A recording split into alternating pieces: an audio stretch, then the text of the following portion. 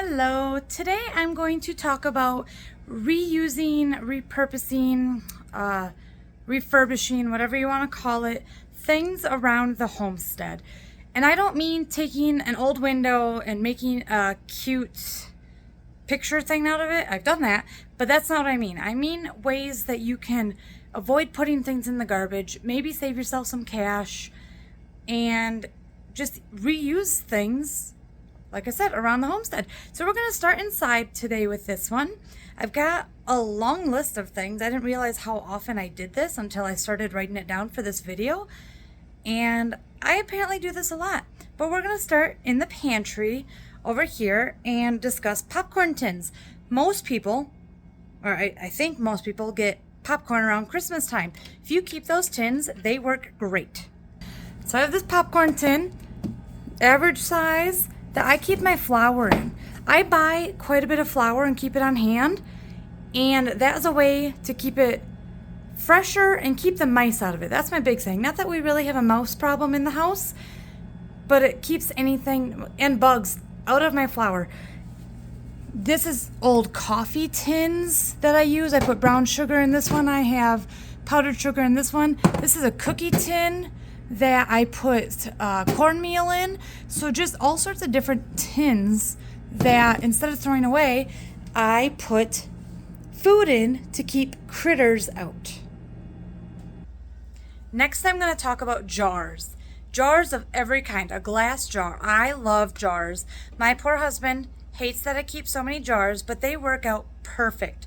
So in our house, we break a lot of glasses. I have 2 young kids who generally use their plastic cups, but periodically will see my cup or my husband's cup on the counter, decide they want to drink, and boom, right on the tile floor, the glass goes down, and we have, again, a broken glass. So something that works really wonderful are spaghetti jars. I'll show you. So this is a spaghetti jar. They're big. As you can see in my hand, they're pretty good size. My husband loves these because he loves a tall glass of milk or water after he comes home from work. This is big. If my children break it, it didn't cost me anything extra because it just came from spaghetti. I'm going to tell you, come over to the pantry, these Classico jars work best if you want to use them as a cup. They're a little bit squarish, so they're easier to hold because they're so big, and they just work great. Another great thing for jars is a toothbrush holder. So this is an actual ball jar, but downstairs my husband and I used to have a cute, nice toothbrush holder. Once again, the kids broke it. And so now we're using an old salsa jar. A little bigger than that one. Holds the toothbrushes and toothpaste exceptionally well. And right here, I have numerous jars hiding. They make a good vase. They make a good piggy bank. We epoxied some rocks and put them in there. And I keep my bacon grease, put them in jars. So speaking of bacon grease is a great thing to save and not, well, obviously not put down the drain, but not put in the garbage, because if you are like me and you either have chickens or you enjoy feeding the wild birds, you can mix feed and like bird seed with bacon grease and make your own suet. One, it's a lot cheaper.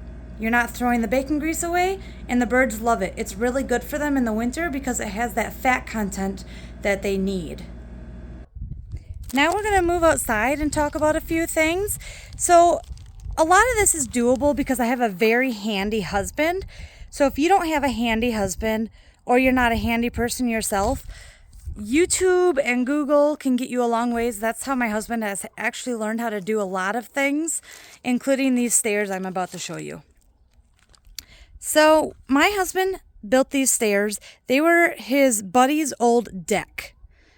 And the buddy of his decided that he wanted to change his deck from wood to composite and said, "Hey, Tyler, come get this wood." So my husband, being the handyman he was, made us some stairs. We used to have some rock stairs that went along here. They were dangerous. They actually resulted in my daughter falling down them. She had a table fall on her leg and had an ER visit.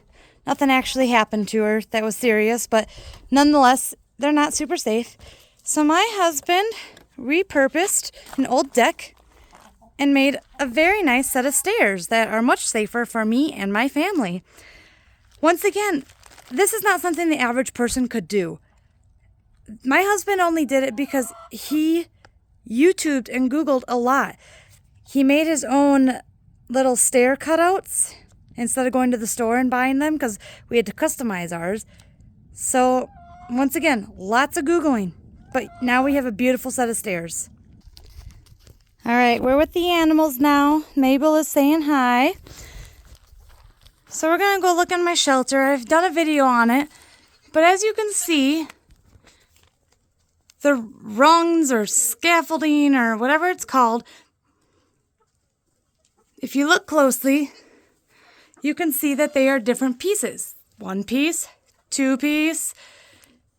So how that happened was we tore a wall down in our house. There was a room. We tore it down and made it into a dining room. And we had all this extra wood. So when my husband built me this shelter, he used that extra wood for some bracing on the roof. Luckily, we don't need anything that's going to hold hundreds of pounds. So this worked perfect, and it saved us a lot of money in wood. Let's see. We're going to move over here to where I kept the broilers. This fencing here came with the property. It's nice. It has the cattle panel. It's got wood that's painted nice and red. I do like it. It was the garden fence. Well, I needed a bigger garden. So we took it down, took it in 4 pieces, 1 on each side, and brought it over here from all the way over there. Luckily, we had a big trailer, and we made this a pen for my meat birds, my broilers. This pen has also housed mama goat and baby goats, and it's just been a great addition to have if we need to put an animal in here. Instead of saying, hey, we don't need this fence anymore because we're going to make the garden with different fence or make it bigger, we found another use for it. And that's the same with that topper. That topper right there, ugly as sin. It doesn't match the color of our truck, and it's too small for our truck. But we got it for free, 3 to 5 years ago, and it has been used for so many things. We've used it for an actual topper, and it's also housed a lot of animals. As you know, it's housed the meat birds, but when we first moved out here, there was no shelter. There was nothing here. So we put the topper out in the middle, kind of where the tire is right there, and it was a great shelter for my goats. Now my goats, as you can see, they're not very big. They're pretty little. That's Iris. And they just don't need much space. So for them to get out of the elements and lay in there, that was great. And it didn't cost us anything except obviously transporting it out here from Wisconsin. And then we're going to move over to the tire. So that tire that Everest is in, Everest the goat, this came with the house or with the property. There's another one over there. And growing up, we would use these tires to feed the horses with. You throw the hay in there and they can't make much of a mess, and I love it. If you look over there, you can see there's hay all over the ground from my round bale. I need to just do something different with the bottom there. But I had a tire here on the property, so that worked great. Once again, didn't cost me anything, and it eliminates so much waste. The goats can hop right up in there. Even the little goats, once they're old enough to eat, they can hop in there really easy. You saw them hop out. It's good for the horse and the cow, and it was free.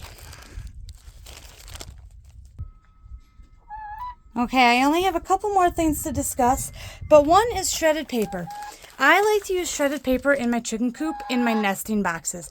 You do have to be a little bit careful when you use it on the floor for bedding because it can be slippery, especially for young chicks. and birds and chickens can fall and hurt their legs. Once they're a little bit bigger and have better balance, it's not such a big deal, but I still like to use it mostly just in my nesting boxes. I mix it with some bedding, and it works out really good. I do have plenty of bedding. I mean, there's a bunch of hay there, but we get so much mail. I just shred her up and it works great. You do have to be kind of careful and watch out for like the credit card advertisements or anything with a bunch of plastic on it. You don't want to put that in your coop necessarily. You can. It's not going to hurt the chickens, but it won't break down like the other stuff will.